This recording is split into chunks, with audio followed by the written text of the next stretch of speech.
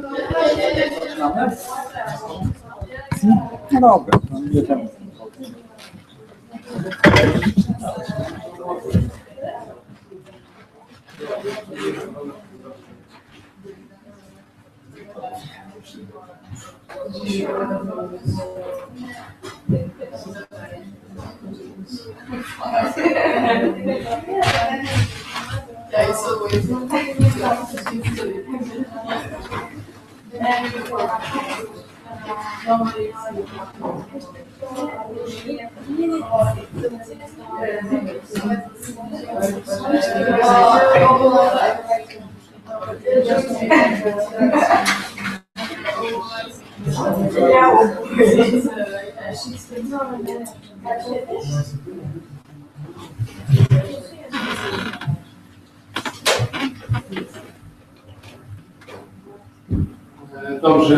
Okay, so we'd like to welcome you to today's seminar about politically engaged art in the cycle Poland for Beginners.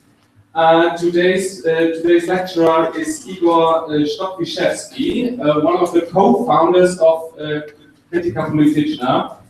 And as I know from working with him every day, it's one of the most lovely persons I know so far. So I think today this will be a very nice discussion as well. So and he told me that he wants to introduce himself.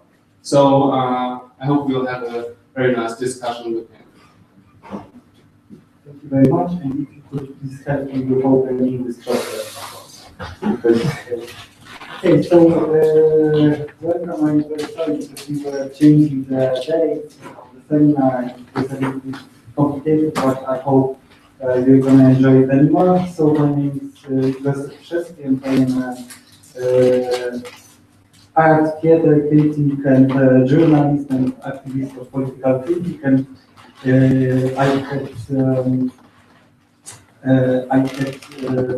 let's say, pleasure and honor to work with many great Polish and not only Polish artists about who I'm going to speak today, or we are going to speak today. If you have a desire for a dark chocolate, I will let it go. If you want to eat a bit of chocolate, please go ahead. Okay, so first very vertical thing, because since we have a live stream, I prepared a link for the link that we are putting into the chat of the live stream, so people who are watching us can also follow this document that I prepared for today. But if there is anything you would like to know more, or you would like to check once again after our meeting, in the live stream from the meeting, you can find the link to this document, the public document, and you can come back in a way to those notes. Okay, so the topic of the meeting today, I will allow myself to sit down. The topic of the meeting is politically engaged art in Poland, and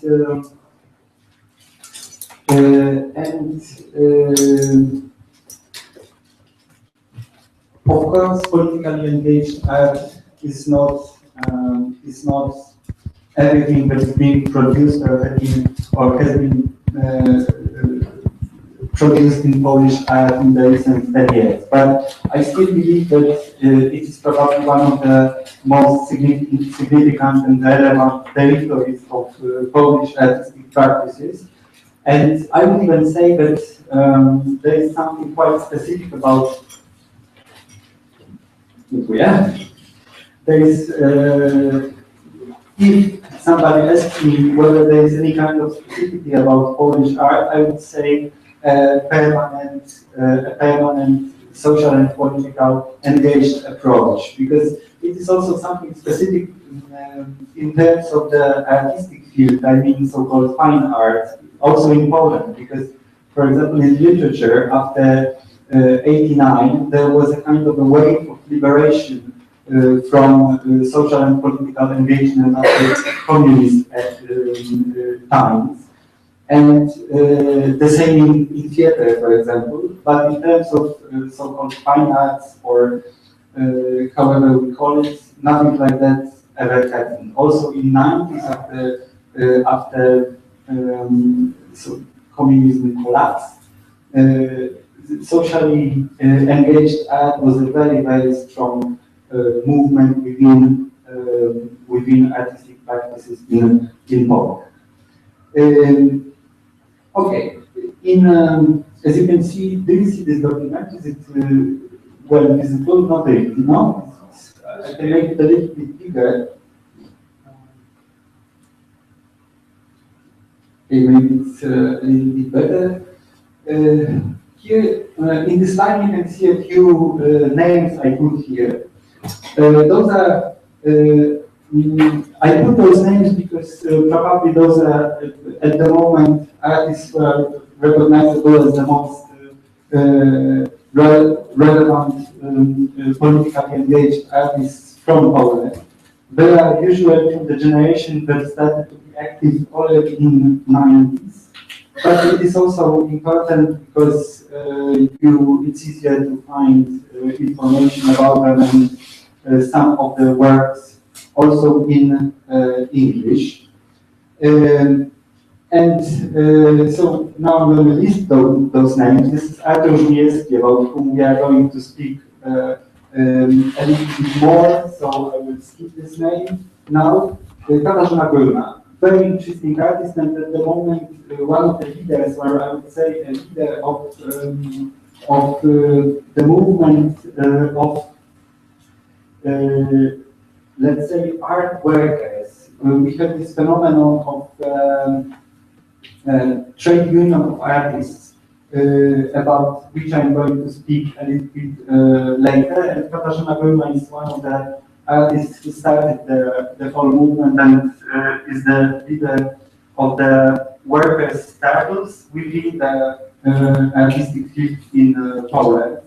Paweł Althamer, very specific artist who we are going to see in a second, because we're going to start with a short 8 minutes film. Althamer is well known because of his abilities and capabilities to create and build communities. He's a very much community-oriented artist. Grzegorz Klaman he's operating in Gdańsk, in northern Poland, and he's well known as an artist who operates in, let's say, he's operating in a way to intervene in post-industrial areas, the whole districts, work with ex-workers, and so on. He's, since many years, he's operating on the territory of Gdańsk shipyard, you know, the famous shipyard where Solidarity movement was born and where Lech Wałęsa started the Polish Revolution. And Klaman is working there since 20 years. The shipyard is being in a process of transformation, and Klaman is trying to somehow interact with the economic and social processes that are happening in this area. And Joanna Rajkowska, you might know one of her works very well, because she's the author, let's say, of the palm tree that is standing on Rondo de Gola, next to, very close to us, one of the best known art in public spaces artists, now living in UK, but very much involved also with the Polish context.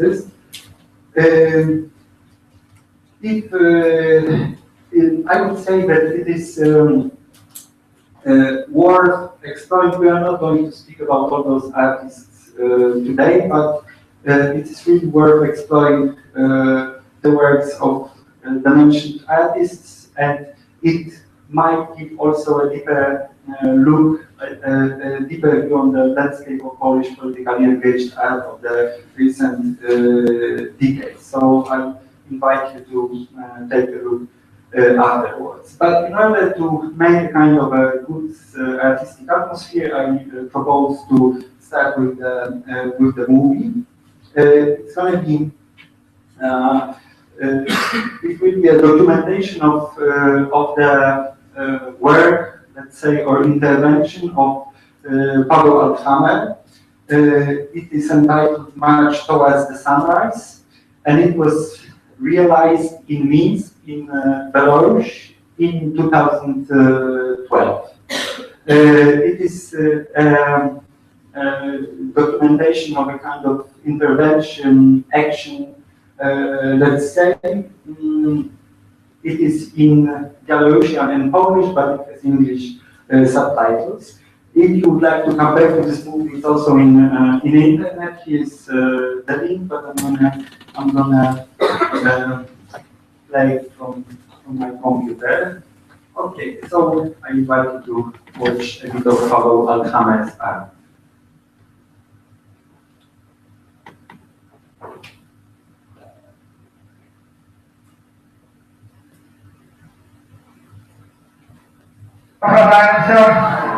Muzyka czasu wschodu wyszło, muzyka opravdająca tam sąca dużo, kuta, laska wzięła do kapelli i muzyka i kapelani.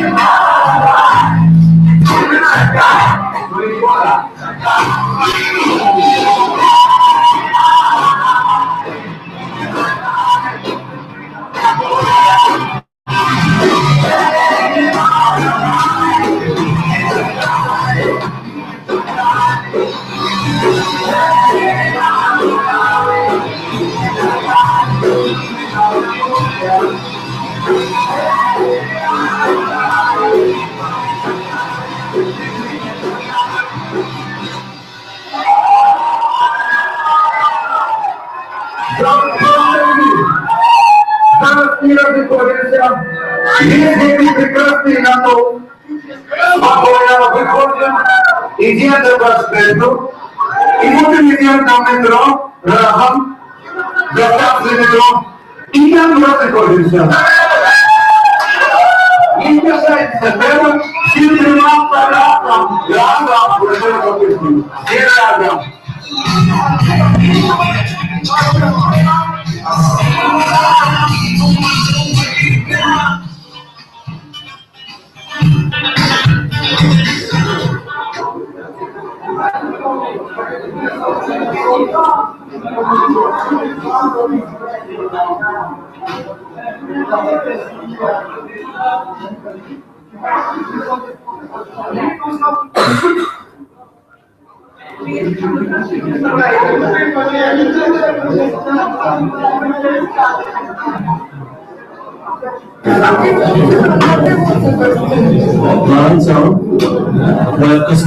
Sunshine is everywhere. Sunshine is in our hearts.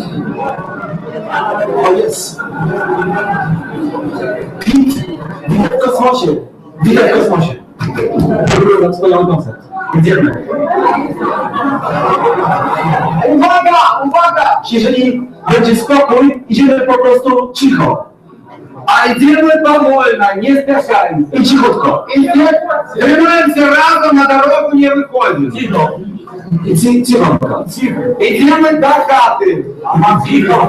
Idziemy na wschód słońca.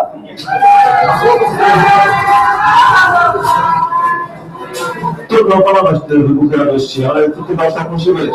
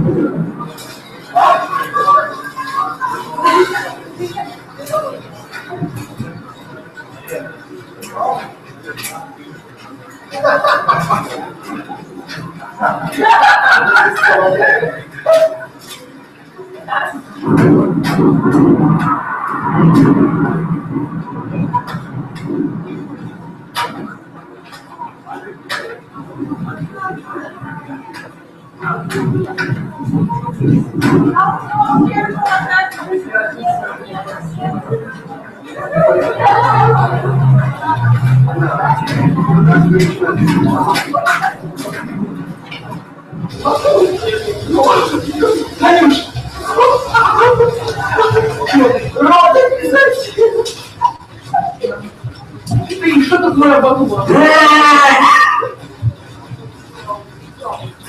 Szybko, szybko! Bystra! Jest jeszcze jeden kombinezon, to może dla kolegi. Jedziemy!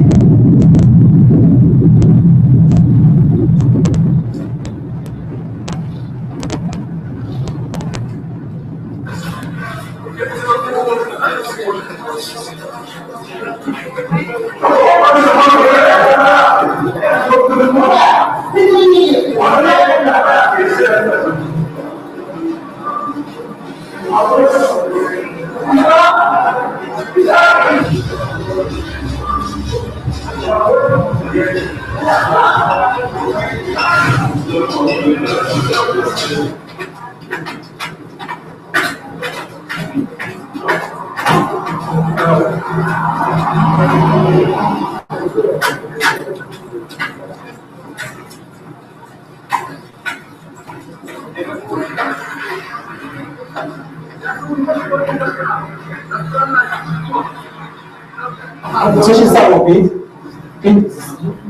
Nam coś złego. Co się dzieje? O tu. Co się złego dzieje? Ja wprawałem coś, co? Ale na pewno coś Na złego. pewno, zły zadzwonił. Tak, tak, tak. A to co, chodzi o... A może do metra? Ale trafimy do więzienia, nie do mnie. Aha. Европейского автозаки. Давайте расскажем. И что, нельзя? Я не знаю, не хочу предложить. Камиловка только не попадает в полицию. Давайте расскажем. Nie daleko są stąd? 300 metrów. Aha, ale kto to konkretnie jest? Co on powiedział? Już stoją takie, wiesz... Ogrodzenia? Nie, już... Samochody. 300 метров, 500 метров стоят, короче, ну, милиционеры. Skończmy transmisję.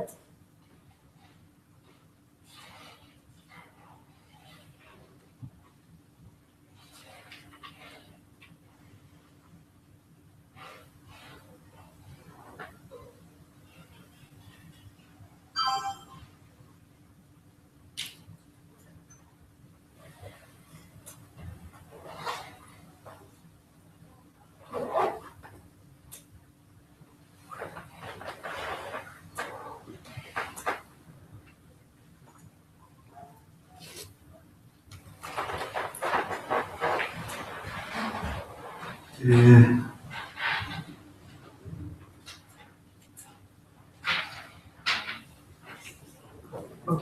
did you like it? Did you like the action?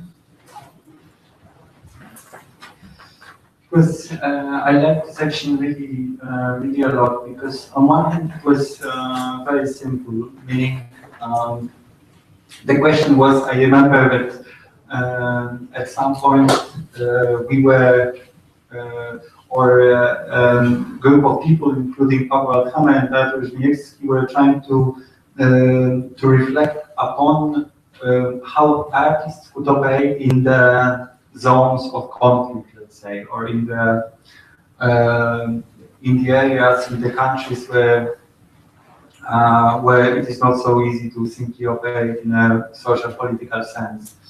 And Paweł had a kind of crazy idea that it is that artists should definitely go in such places, and he decided to go to Minsk and, let's say, do something. And his idea was simply to figure out how to provide the possibility to allow people to go on the illegal demonstration in Minsk, where it is abandoned, especially in the night. You know? And I like what he did, because on one hand it was very easy. He decided to organize a concert, and with this kind of carnival approach, let's say, so people dress up as aliens, as UFOs, make a kind of energy among the people through music, the energy of music and the concert, but they would create this kind of community which would allow them to go on an illegal demonstration in the middle of the night in the capital of Belarus. So it is very simple. On the other hand, it of course it was quite dangerous. The whole action was quite risky. So it was, but he managed, and it happened. And it's one of the examples where, for me, politics and community and a kind of carnival possibilities of artistic practices meet. This action was made in the framework of 7th Berlin Biennale. 7th Berlin Biennale took place in 2012, and the curator of 7th Berlin Biennale was Artur Żmijewski, a Polish artist, very influential, probably at the moment the most influential political artist in Poland and maybe beyond. And in order to speak about politically engaged art in the recent years, I would like to start from year 2007 and Żmijewski's very well-known manifesto entitled Applied Social Arts. As to speak, it all started in 2007. A few words about Artur Żmijewski. Here I put a link to a portal which is called Culture.pl, and it's an English language portal dedicated to Polish art. So, by the way, if you are interested in investigating investigating a bit about Polish art, please find Culture.pl. Okay. Żmijewski is a visual artist who was already active in the 90s, and he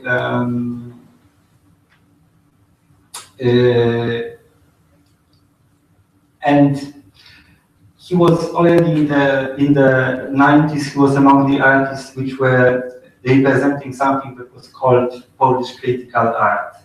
The point was that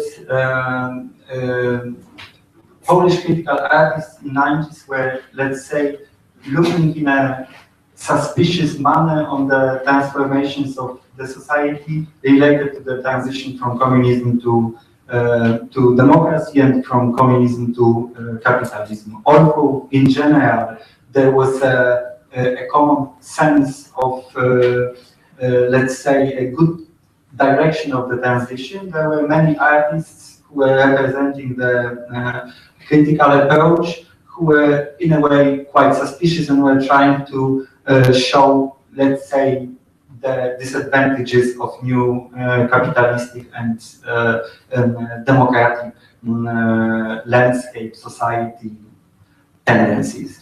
And Żmijewski was one of them. But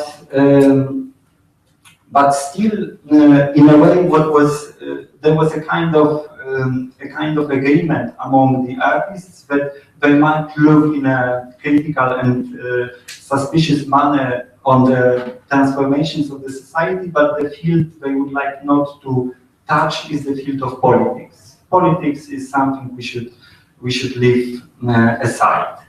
And in 2007, Żmijewski, I see. I want to show you some other links. This is another source where you can find, for example, some of the films by Artur Żmijewski. This is the website of Art Museum in Warsaw, where is an archive of Polish video art. Of course, not all Polish video art one can find there, but still there are many works that are archived here.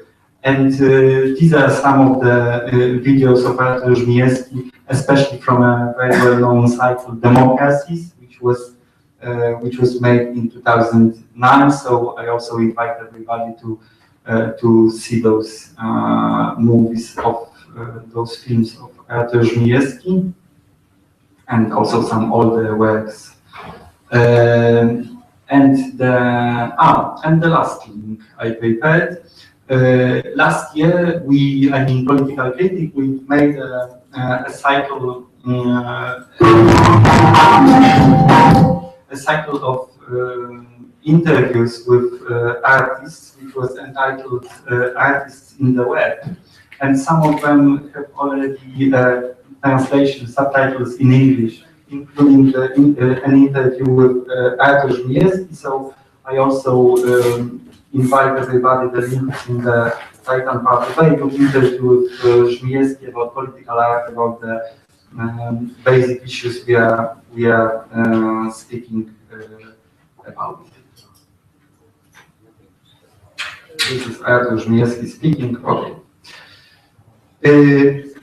In 2007, Artur Żmijewski published a manifesto which really became a kind of an umbrella for the polemics and the discussions within the artistic field for the next 5 years. The whole manifesto in English is also in internet, so I invite you to read the whole text. But I would like to speak only about a few points, the most relevant points of the manifesto. The manifesto was centered around the category of the effect, and it was somehow the most important thing about this text. Żmijewski claims that art, whether we want it or not, does have a social and political effect. And now the question is whether we, the artists, for example, would like to control this effect or not. Usually, Żmijewski claims they don't. They don't want to control the social and political effect of their artistic practices or artistic actions, interventions, and so on, so on. But it is possible to do that. And Żmijewski says something like this, that artists, there was a very famous, in 90s and after 2000, a kind of influential metaphor of the virus inside, within the Polish art, let's say, critical district. But art and artist is a kind of a virus who is intervening within the society. And but of course, if we are speaking about the virus, it means that art or artistic practice is a kind of social sickness. That's one point. Second point, that it can be cured. No, and after it's cured, in a way, nothing remains. So Żmijewski said, in such a case, artists are inviting themselves to be marginalized as inside the social discourse. So in order to think about the social and political effects of art, maybe we should change the metaphor from the virus into an algorithm. This is what Żmijewski proposed, meaning that artists can try to formulate the aims, the short-term aims and long-term aims of the artistic practice or artistic intervention, and to see how it does transform reality.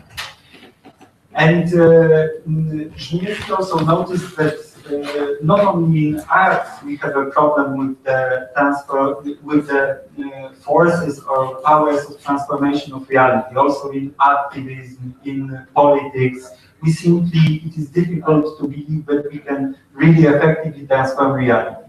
But Żmijewski noticed, okay, but art is a kind of marginalized discourse where we can experiment with transformations of reality, and then we could apply it into other social and political practices. So in a way, he invited artists to become more aware of the social and political effect of the artistic practices, to think about their art as a possible algorithm of transformation of reality, and then to apply those practices into other social fields, not only art, but also activism and politics. And there was a really big discussion about this manifesto, and it did become, in a way, a kind of axis on which many discussions in Polish art in the recent years, around which it very centered. And Żmijewski, in a way, from 2007, he started to experiment with this hypothesis, the effectiveness or social and political effect of art. And a peak momentum of those experiments was 7th Berlin Biennale, so the year 2012. Żmijewski in 2010 was elected, let's say elected, to be the curator of 7th Berlin Biennale, and he had it was an opportunity for him to check the hypothesis on art and effect and possibilities of transformation of reality through artistic tools and the social and political influence in a big scale, let's say. I am trying to, this is the website of 7th Berlin Biennale. I am trying to open it. It was a big, okay, here we are.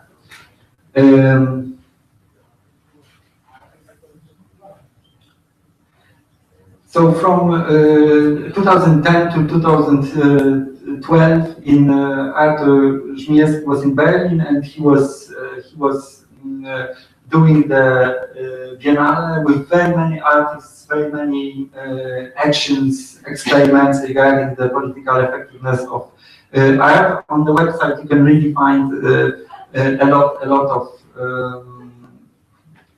information, but also resources, let's say, films and so on. There is also there are also some videos, including there is a YouTube channel of Berlin Biennale. It's not very good, I have to admit. It doesn't show all the important things that happened within the 7th Berlin Biennale, but still it gives some possibilities to follow what was happening there, including, for example, the guided tour that Artur and Joanna Rajkowska, who was the co-creator of 7th Berlin Biennale, gave and filmed the guided tour along the exhibition, but the exhibition was not the most important. The most important were the actions. Okay, and so 7th Berlin Biennale was probably the best occasion to see in a big scale whether the social and political possibilities of art are, as Żmijewski hoped, really big and good and effective or not. And in order to describe what kind of solutions or what kind of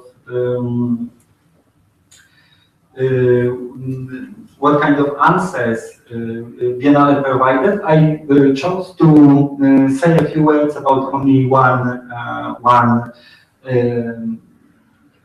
let's say, project, although it was a little bit more of the project. The question was how art can be socially and politically effective. In what kind of, in what circumstances, let's say, what is needed for art to be socially and politically effective. Breaking the news. I want to say a few words about breaking the news and then about Thomas Rafa, one of the very good examples of an artist who is, in a way, proceeding in a manner that we are talking about. Breaking the news was a very simple idea which was inspired by the events of 2011 and by the many activistic activities of many artists who were in Arab Spring, in the revolution, in the Spanish Revolution, who simply started to use their artistic abilities, for example, the film craft, to provide information about what was going on in Arab countries or in European countries where the events of 2011 were happening. The idea was, in a way, to organize a kind of alternative television within the exposition of 7th Berlin Biennale. So there was one room which had only videos, and the videos were changing every 2 or 3 days for the 2 months of the duration of the Biennale, and they were trying to show what was going on in the world, let's say, okay, something we might not see in the mainstream media. So Żmijewski invited all the artists, he made a kind of open call to the artists, inviting them to film what was going on in terms of social events, social political events in their countries and in the environment, and to send it to Berlin for it to be exposed, to be shown in the breaking the news format in this room I am speaking about. And really, it became a kind of alternative medium in Berlin. If I wanted to know something about social events in 2012, it was better for me to go and see it in the Biennale than to watch television.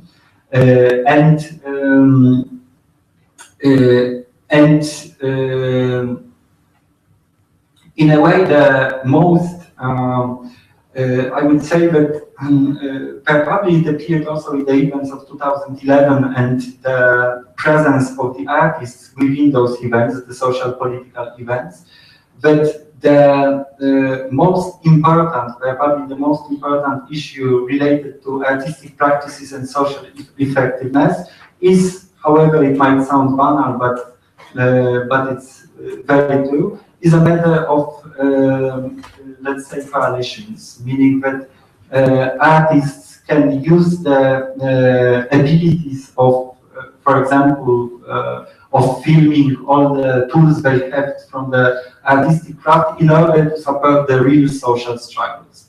and it was probably the most relevant thing we discovered, meaning or Artur Żmijewski discovered, that it is so important for artists to leave the autonomous field of art and to support with the skills to support social and political struggles. And in order to describe it in a more specific sense, I would like to say a few words about Tomasz Rafa.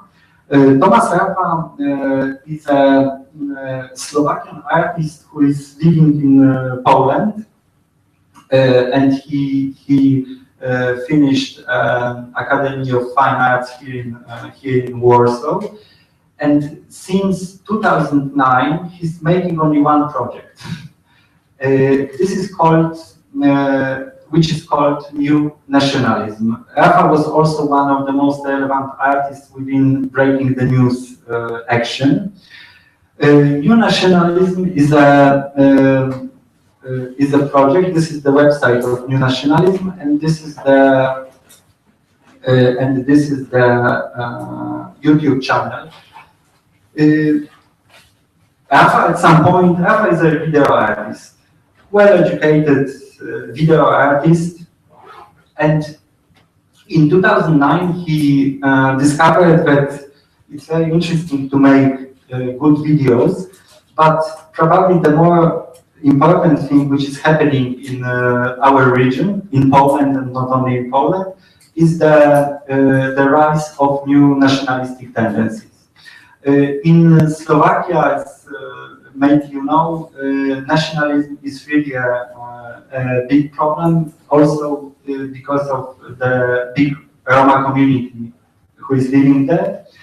And Rafa decided to make an archive, let's say, an archive of how the new nationalism in Central Eastern Europe is growing. At the moment, it's about 50 videos made from 2009 until now. And as you can see, for example, look here, some of the videos are being, they have over 1 million views. So it is really, and what they are doing, they are trying to show in a very precise way how the new nationalism is being born, meaning what are the nationalistic groups, what the people are doing, what is happening in countries in Central Eastern Europe in terms of nationalistic protests, actions, and so on. So Rafa is traveling from place to place, wherever nationalists are organizing marches, protests, demonstrations, are attacking Roma communities or other minorities. He's filming it and he's putting it in internet. But it is important to mention that those films are really very, very good. Also, recently, of course, he is very much present in Ukraine. And he's simply filming what is happening there. So on one hand, what we have is really good artistic work, because those are very good films, very suggestive, I would say, or they are made in with a very good feeling of craft. So it is definitely suggestive art. On the other hand, it is very useful in a political sense, and I will give a very precise example of that in a second. And first of all, there is something very specific about those actions, because they are very risky. Rafa is doing something which not many artists today are doing or decided to do, meaning he's really risking his life when doing art. I of course invite everybody to see his works.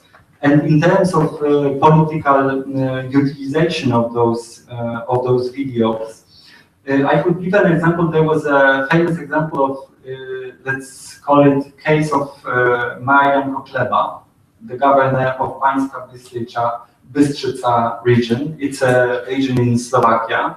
Marian Kotleba, maybe we could find this gentleman. I think it's possible to see him in one of Slovakia and Czech nationalists. Yes, here it is, Marian Kotleba. Okay, Marian Kotleba is a very aggressive and well-known Slovakian nationalist, and he became the governor of one of regions in Slovakia, of Pańska Bystrzyca, and the gallery, the city gallery of contemporary art in Pańska Bystrzyca wanted to react somehow to this phenomenon of him becoming the governor of the region, and the gallery addressed Thomas Raffa with the request to send all the videos where actions of Kotleba, the nationalistic actions he introduces, meaning attacking Roma people and so on, all the actions are being archived, where he is shown as a aggressive nationalist. And they made, let's say, kind of an exhibition of those videos. Everybody could see who this guy is and what he was doing in the past. So it is a very good example of a kind of direct political action through those videos. Although they also do the political work also in internet. I mean, spreading information, giving proofs, and so on. It's of course also a political action. But this case of Kotleba showed that those videos can really work. We also had, I mean Political Critic, we had some adventures with Raffa's videos, because there was a scandal 2 years ago in Warsaw. We wanted to make a presentation in order to somehow give an answer to nationalistic tendencies in Poland. We wanted to show Raffa's videos in Center for Contemporary Art in Warsaw. And the show did not happen because it was attacked by the nationalists, and the director of the gallery decided not to organize it because he was threatened. So they do the political work in a real context.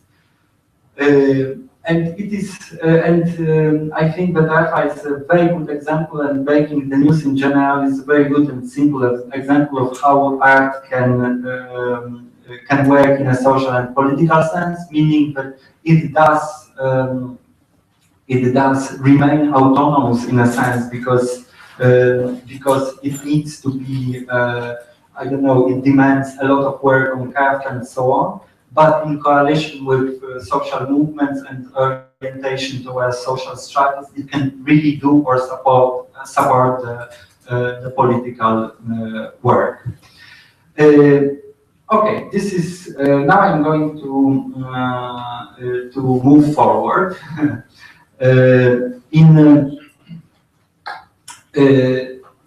There was one more thing which happened within the framework of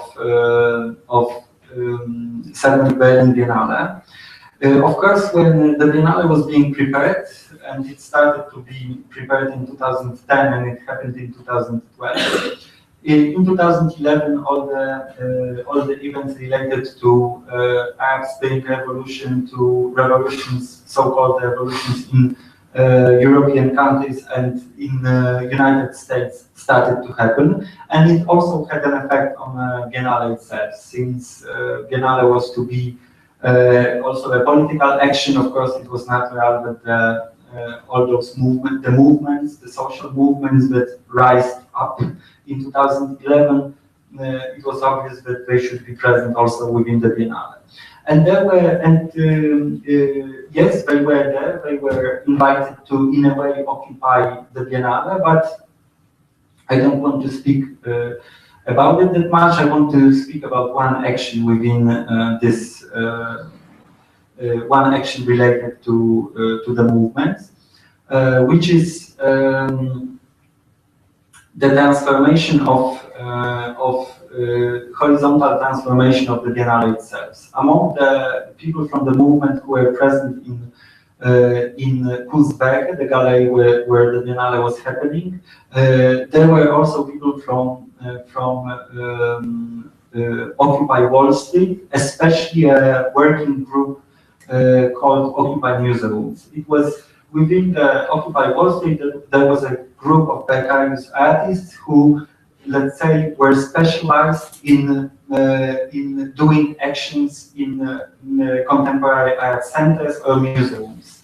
The group was called, and still is, it exists, it's called Occupy Museums, and in New York they were doing a lot of actions when Occupy Wall Street was happening.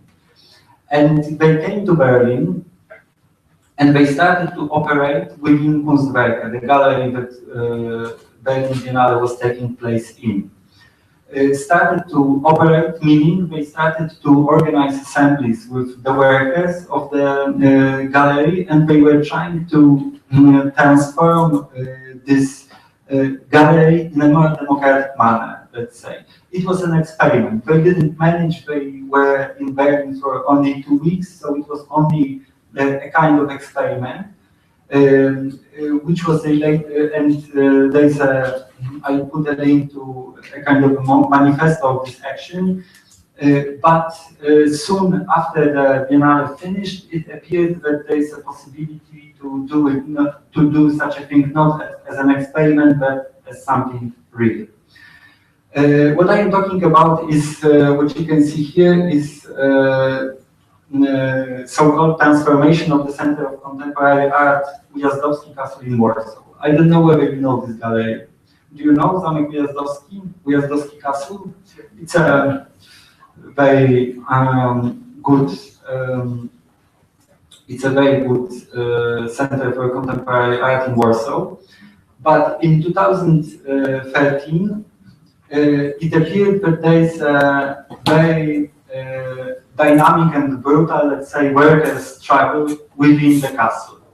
Meaning that the workers of the castle, and those are approximately 100 people, are in a very brutal conflict with the director. The director was Fabio Cavallucci, an Italian curator who was elected to be the director of Zamek Ujazdowski a few years ago.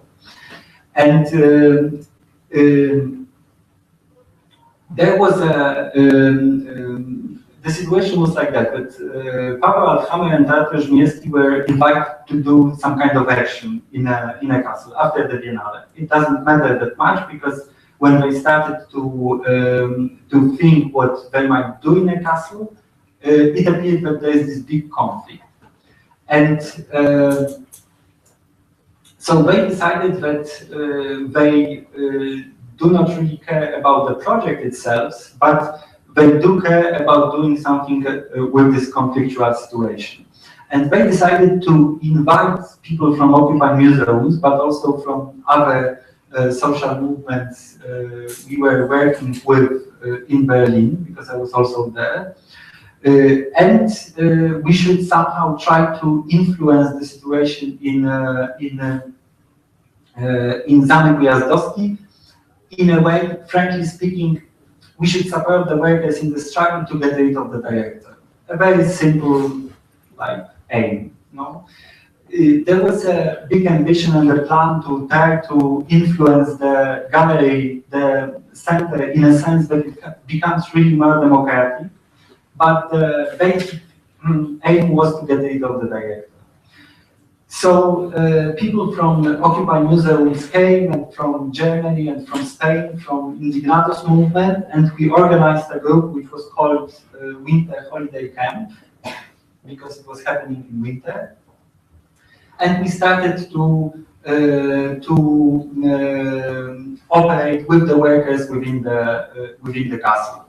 what you can see here is the website of Winter Holiday Camp. We are quite lucky because of the international context of the group. We had to translate everything into English, so our friends from United States and Germany and so on could understand. So if you would like to see how the thing was developing, everything is documented on this website.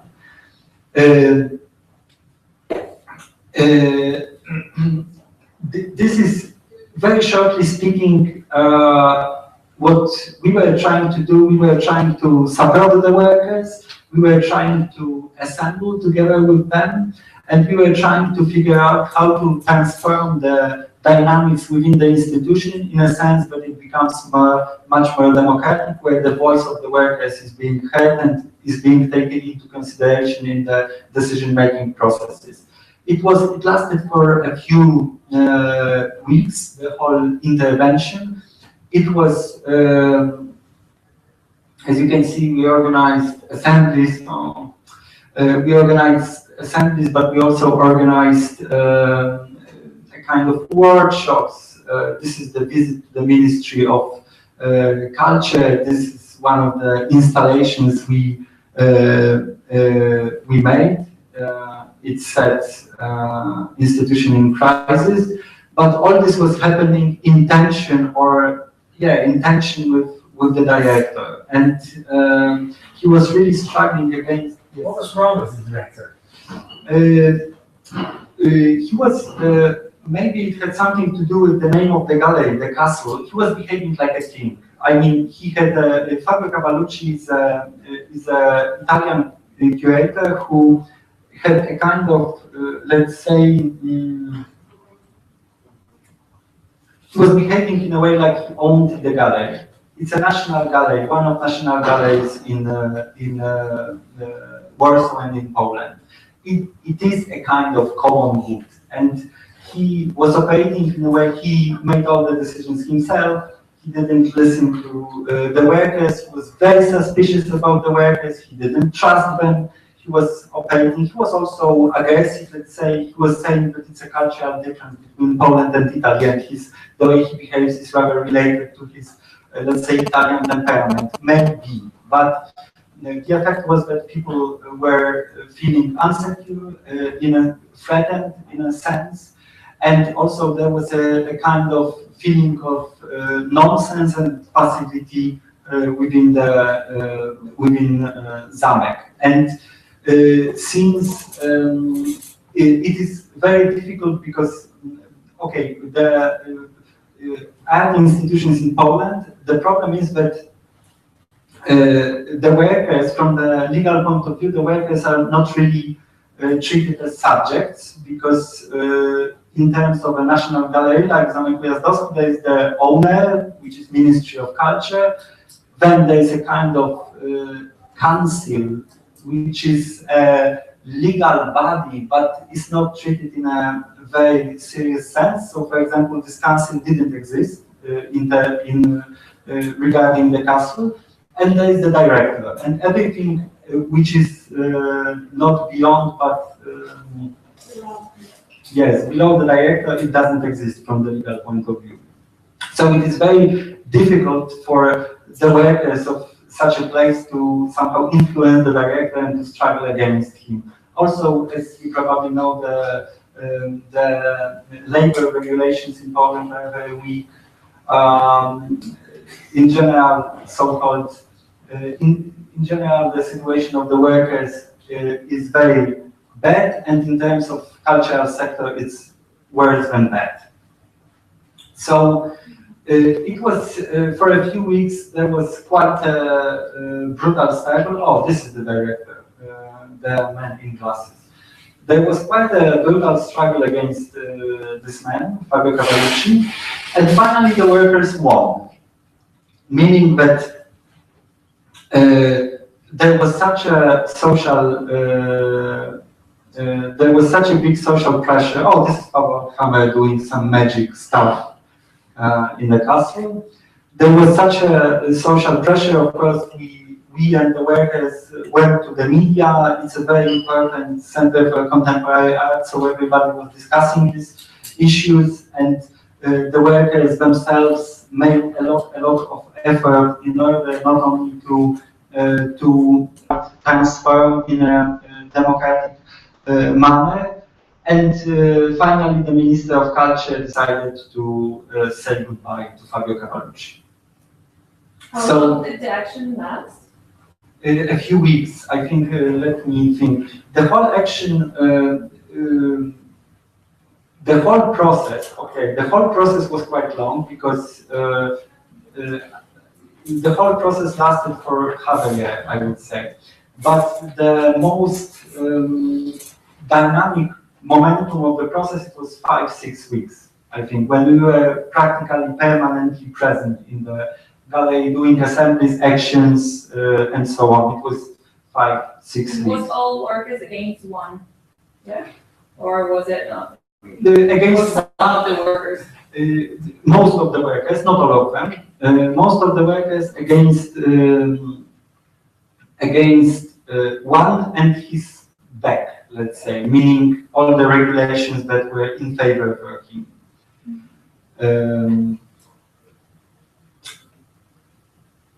It was, I am speaking about it because, also because, not only because it was a very important action in terms of the discussion about art, democracy, and so on, but also because after Berlin Biennale, it was in a way the first action that was made within this field of political engaged art, where art was only one of the, until now, we were discussing rather about the political effect of art. And after Biennale, I can feel that we are rather treating art as one of the elements of the whole composition of social struggles. And this is probably this important transition.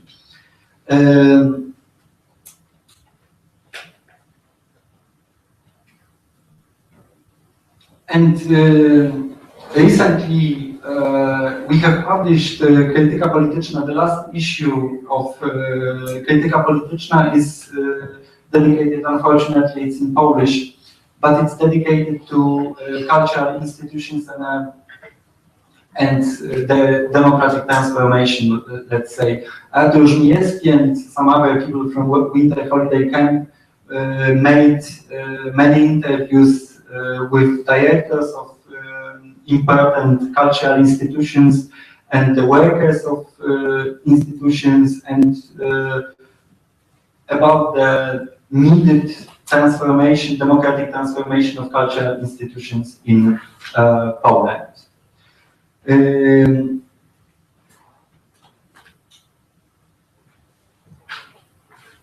And when speaking about democratic transformation of art institutions, it is also very important, and I am coming back to Katarzyna Górna, the woman artist I mentioned at the very beginning. It is probably also important to mention about art workers' struggles, because this is also an important phenomenon in the recent years, which is related to two organizations. One is called the Citizen Forum for Contemporary Arts, and the second one is an artists' trade union, or specifically speaking, or precisely speaking, it's a art workers commission within Workers' Initiative Trade Union. Workers' Initiative is an autonomous trade union which operates in Poland since 2001, and 2 years ago, the trade union decided to launch art workers commission within it, which is quite a challenging thing, because, as you can imagine, most of the artists are precarious workers, and it is very, very difficult to organize, also from the legal point of view, to make precarious workers labor regulations subjects. Probably a member of the trade union is the only legal possibility, although it doesn't change really the labor conditions, but still it gives many possibilities, for example, in terms of individual status, because I don't know, the trade union has lawyers and so on, so on. So I put a few links also here. This is an article or a very short piece which was published on Artlinks Gazette on the Citizen Forum for Contemporary Art. It's an informal group of artists which was organized in 2009, and within the forum, all the artists we are speaking about are there. And it was the leader of the forum, as to speak, is Katarzyna Górna. It's a absolutely phenomenal person, and the forum is well known because in 2012 they organized, or we organized, the strike of artists. For one day on May 24, not all, but some of the galleries were closed. It was so-called Day Without Art. In order to somehow show the problems of the labor conditions problems of artists, we asked most important galleries to get closed for one day as a kind of solidarity action with precarious artists, and it happened. It was quite successful, but it was difficult for the forum as an informal group to somehow go on with the workers' struggles. So at some point, members of the forum decided that we should join the trade union in order to become a legal subject of the labor code.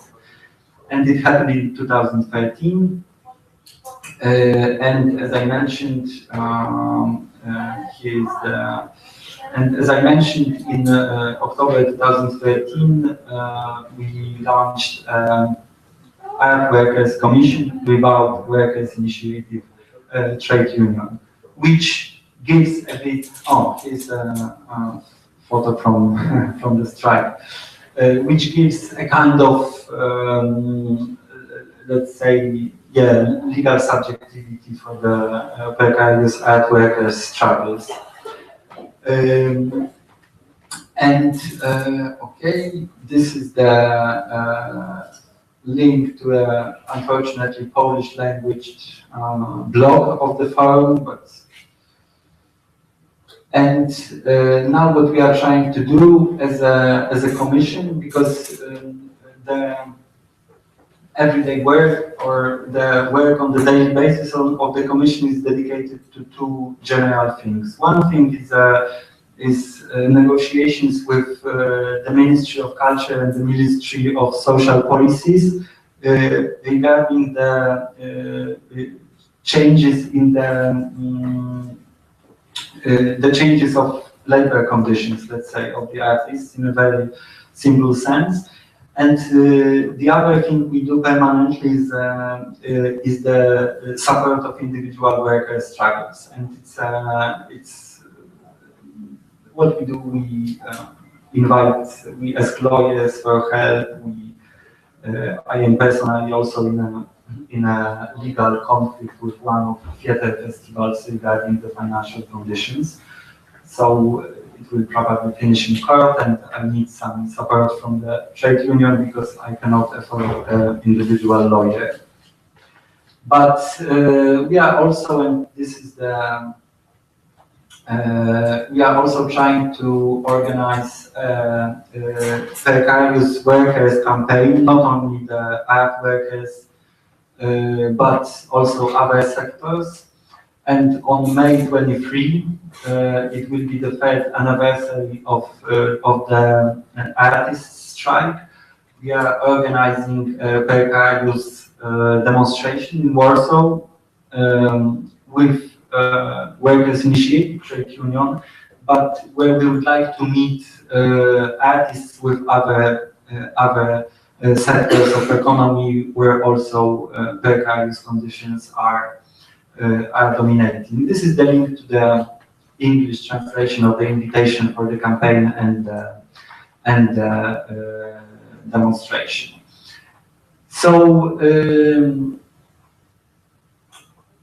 yeah, this is the website of the campaign and the demonstration. So please feel invited. May 23, Warsaw. We're going to demonstrate also in favor for the transformation of labor conditions of artists, but also in favor for the democratic transformation of the institutions, and so on, so on.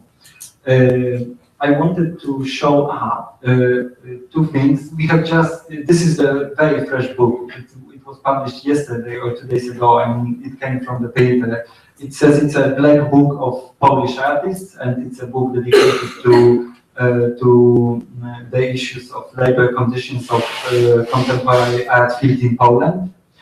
And another thing, if you are more interested in the issue of struggles in the castle, in Ujazdowski castle, me and Artur Żmijewski, we were invited to give interviews for this little book, which is also in internet, the whole book. There is interview with Artur, and there is an interview with me where we speak quite detailedly about the whole process in contemporary art, in Center for Contemporary Art, Ujazdowski Castle in Warsaw. The book was made by two Czech art critics, and it was published by the Academy of Fine Arts in Prague. But the whole PDF is in internet. So if you are interested in more detailed look on the castle case, please feel invited to check this link. I prepared some more things, but I feel like I am speaking much too long, and maybe already some comments, questions appeared among you, and yes. I have a question. I have a question for you. You were admiring an artist called Rafa, who was putting himself in danger while working. So, didn't you think it's a little bit pity that in the piece of art you showed us with the march towards the sunrise, that they stopped when they heard in 300 meters there's police? Do you understand it, or do you? Would it have been a better piece of art when they moved on and maybe ended up in jail, etc.? Maybe, but well, I think that anyway they touched the possibilities and the limitations. Were they all Polish, by the way? No. They were. There was a small group of Polish people, the ones who were preparing, let's say, the action and the intervention, but the rest of the people, they were Belarusians who came to the concert, because also the band who was playing there, it's a very popular, let's say, alternative rock band, and the leader of the band is a friend of Paweł Althamer, and Paweł invited him to contribute to the action. So they were mostly young people from Belarus, and I think it also had a lot to do with the fact that they didn't want to confront the police. I wouldn't like to confront the Belarusian police as well. But also, as you could see, Pete, the leader of the band, was the one who decided at some point that it is somehow enough. Yeah, I understand. Were there Belarusians who didn't want to join? Or did everybody go out that night? I think there were some people who didn't join. They just left the concert and went away. But anyway, it's not maybe it's not so visible on the film. But there were approximately 300 people who were marching. So it was really quite a long march in the night, the Golden March in the night in Minsk.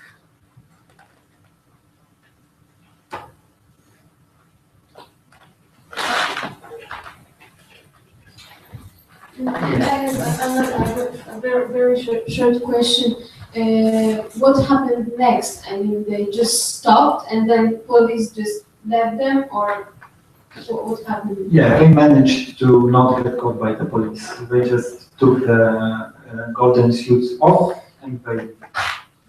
And the artists, they didn't have any problems as well to the border, or I don't know, police? No, it is also an interesting question, because of course we might ask why.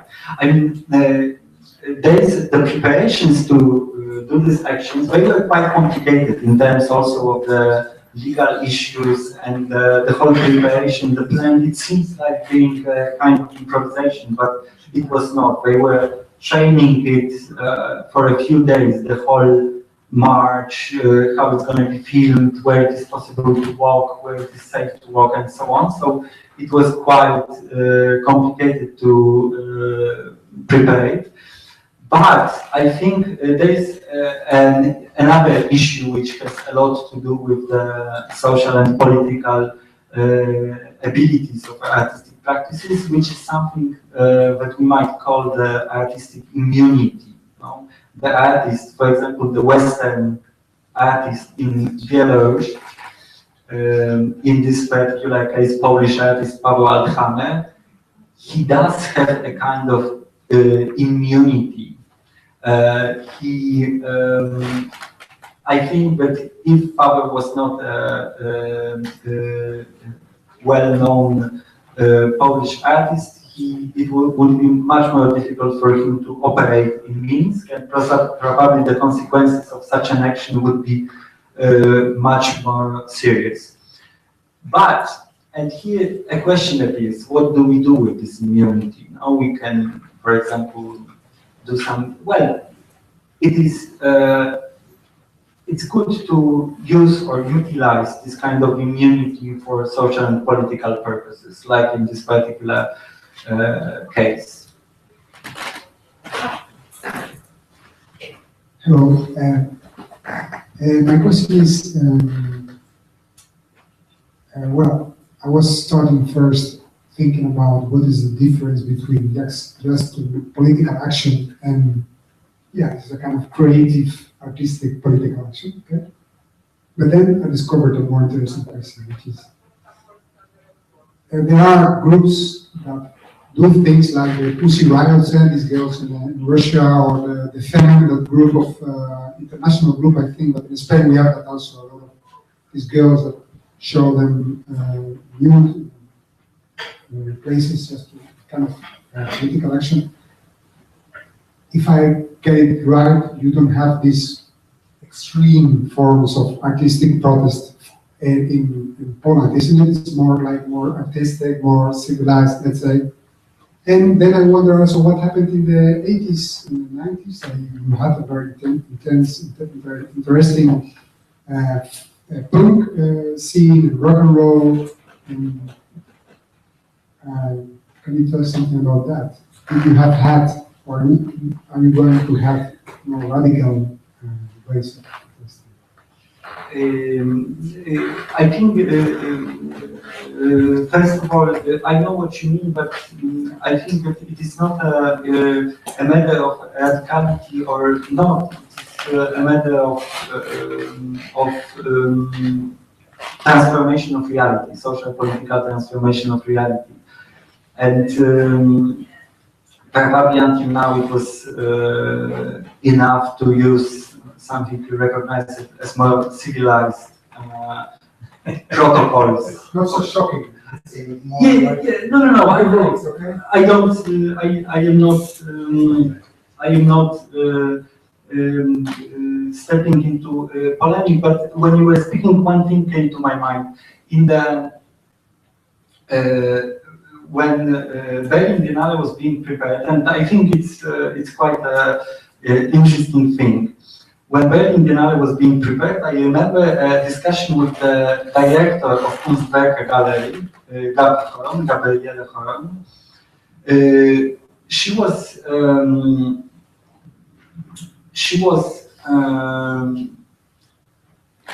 when we told her what we were about to do, who we were about to invite, and so on, she was a little bit not happy, because she said, but you know, it's so not radical, it's so not spectacular. But so you're going to invite those people from the movements, they are going to occupy this space and do what? And then we said, you know, Gabi, but it's not about the spectacle and being spectacular. It's about possibilities of transformation of reality. But in the 80s and 90s, it is an interesting question. So in the 80s, there were many political and very spectacular actions, but they were more in a kind of ironic mode. For example, there was a group, very influential artistic political group, who was called Orange Alternative, and they were doing very good political happenings. They were dressing as how do you call it, krasnals, the little Dwarves. Huh? Yeah. Yes, yes, and they were doing actions in the street, giving flowers to policemen, stuff like that. And it was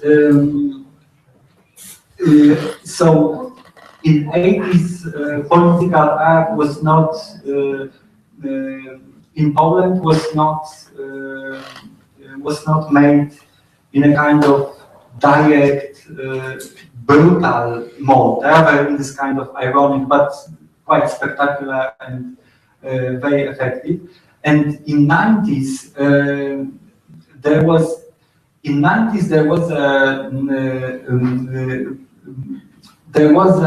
it's a pity. In 90s, the critical artists I spoke a little bit about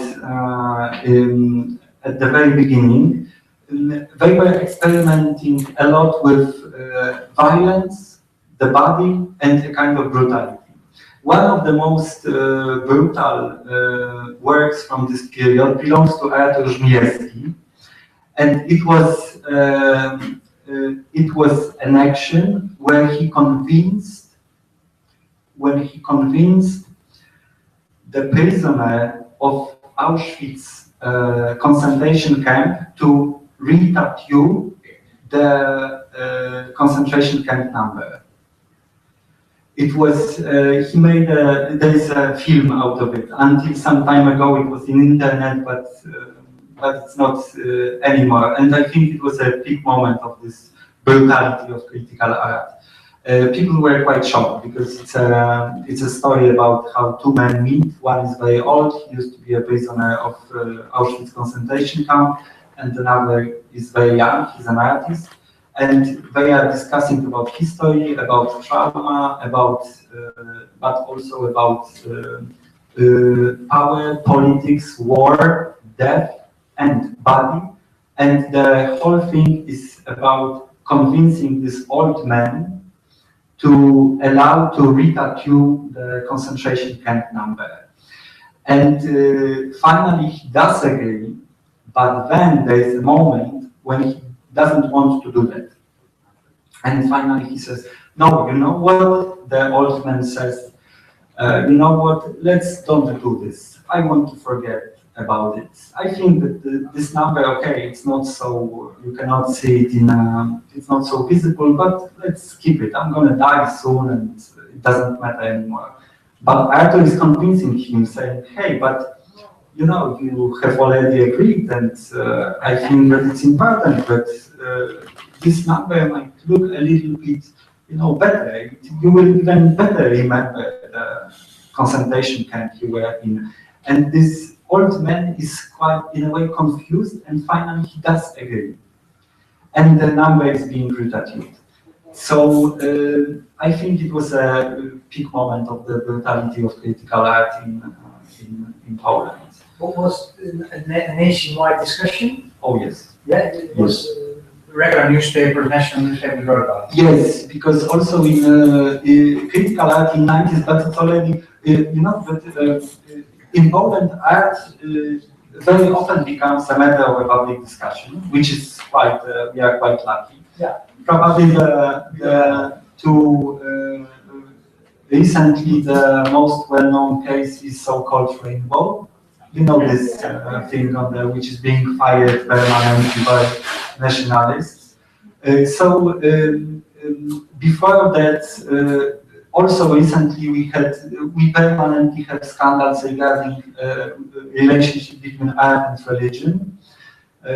Recently there was also a scandal around one of the works by the way, in Ujazdowski Castle, where one of the rooms was occupied by right-wing activists in order to protest against one of the works that was presented there. And also there was a big discussion regarding this piece of Żmijewski. In the 90s, a lot of things were happening in the relationship between art and religion. There were a few scandals, and maybe you heard in 2001 there was a biggest scandal until now, because it finished it was the first case when the artist was being not only sued but also sentenced. Yes. Dorota Nieznalska, artist from Gdańsk, she was being sentenced in. The sentence was, I think, 3 months of social works. So not jail, but social works. After she presented the work called Passion, it was a very nice installation. It was a penis on a cross. Very simple, nothing scandalous. But we have this law in Poland, which is a law against violating religious feelings. Blasphemy. Yes. So it is quite easy to sentence an artist according to this law. But it doesn't happen very often. No. It doesn't. Artists are very often being put on trial because of this regulation, but only Dorota Nieznalska, since this regulation exists and it's approximately 15 years, only Dorota Nieznalska was sentenced. There is also very interesting about the Jews in Poland. This guy who burned a stable, a house in a town where dark past. He was also very strong. I saw that. Yes, it was very strong, and of course also there was a big discussion. I don't know whether you heard, but some years ago, a very important historical book was released in Poland. It was a book entitled Neighbors by Tomasz Gross. He's a historian living in the United States, Polish Jewish historian living in the United States. And he described a story of one of villages in Poland called Jedwabne, where Jews during Second World War were being murdered by Polish neighbors by putting them on fire in the stable. Yes, in the stable, and so it was a historical book about, in fact, about how Polish citizens in the duration of Second World War were murdering the Jewish community in Poland. It was a big scandal, and one of Polish artists decided to reenact, in a way, this action by putting on fire the stable. Also a big discussion, Jewish issues, religion, Second World War, homosexuality, regarding the rainbow issue. So those are the, if you... not politics, eh?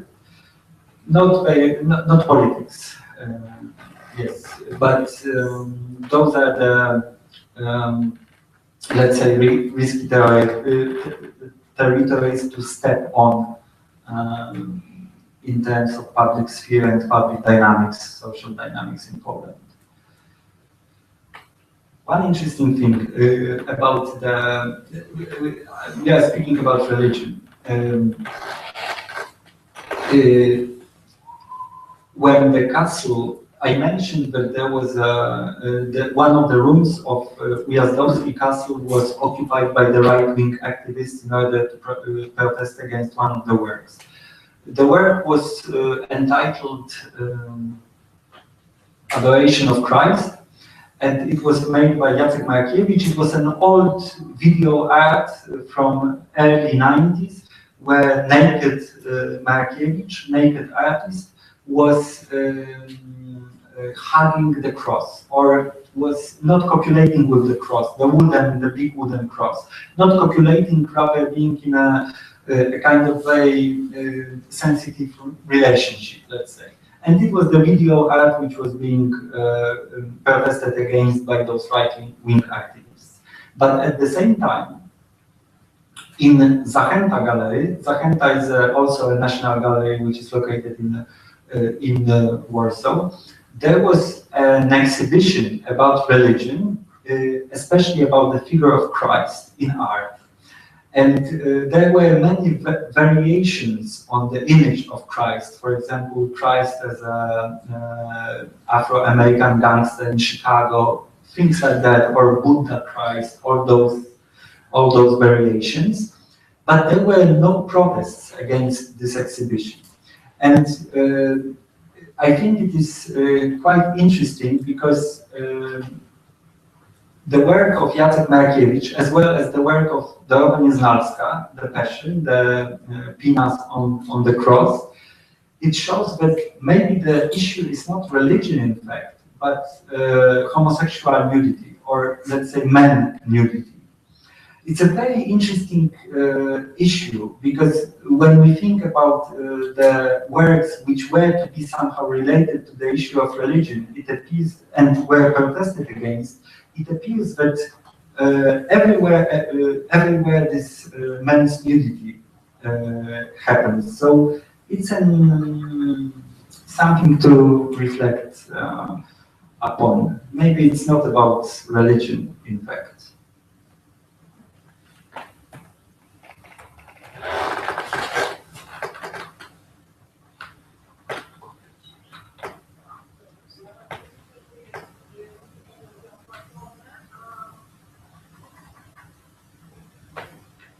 Is everybody reflecting upon this issue at the moment? What about that exhibition at the National Museum? Yeah. Talk a bit about that. I don't know. You are speaking about the exhibition of the, let's say, the motive of homosexuality in Polish art. Yes, and the director of the museum is similar. People don't know it's similar with the. Yes. The story is about the vision of critical museum by Piotr Piotrowski. Piotr Piotrowski is a very relevant art critic and academic and scholar from Poznań. And a few years ago, he was invited to become a director of Polish National Museum in Warsaw, the biggest national museum in Poland. It is located not far away from here. And his first idea, and he had an idea, of course, we have all the most important Polish art pieces there from whenever until today. And his first idea was to invite a well-known LGBT activist and critic to become a curator of an exhibition where he would take the most well-known Polish art pieces from the history of our art and compose an exhibition out of them, which would show the issue of homosexuality in the recent centuries. He made such a, and this critic and curator made such a, prepared such an exhibition, and there was an enormous scandal, after which Piotr Piotrowski, the director of the museum, was fired. Although it was only 1 year after he became a director of the museum, and he managed to make one exhibition about the motive of homosexuality in the history of Polish art. What was this? How long? Which year? I can check it. I'm sorry, I could do that myself. So, wondering. 2011. I think it was 2012. Yes, something like that a few years ago. This is Piotr Piotrowski. You can check. Oh, he is, for example.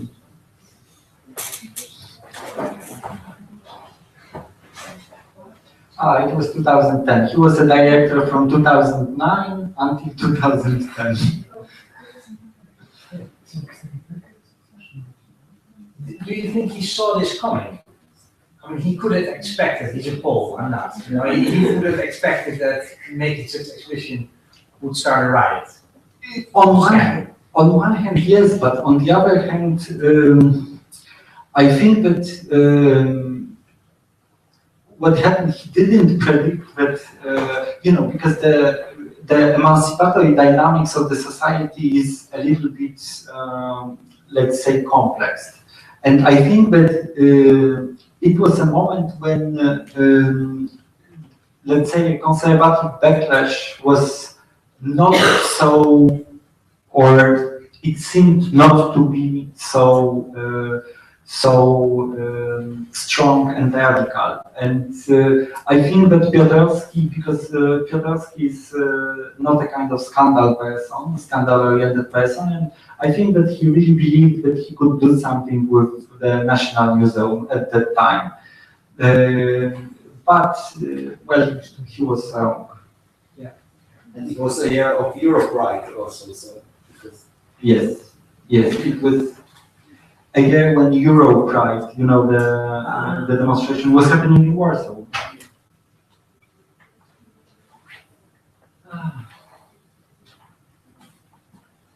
Okay, so any more questions?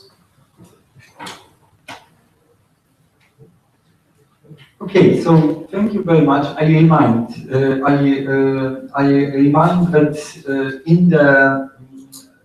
our meeting was live streamed, and in the description on the website of the live stream, there is a link to this document where you can find all the links, films, websites I presented. So please feel free to come back to those materials if you like. Thank you very much.